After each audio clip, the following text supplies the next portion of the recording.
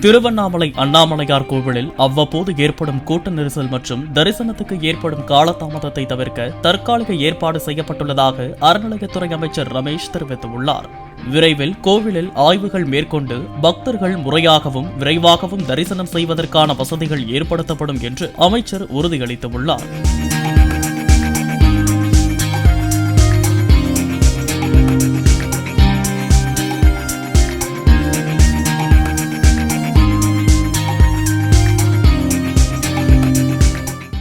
Play store மற்றும் app ஸ்டோரில் இருந்து பாலிமர் செயலியை QR கோடு மூலம் பதிவிறக்கம் செய்யுங்கள். செய்திகளை உடனுக்குடன் பெறுங்கள்.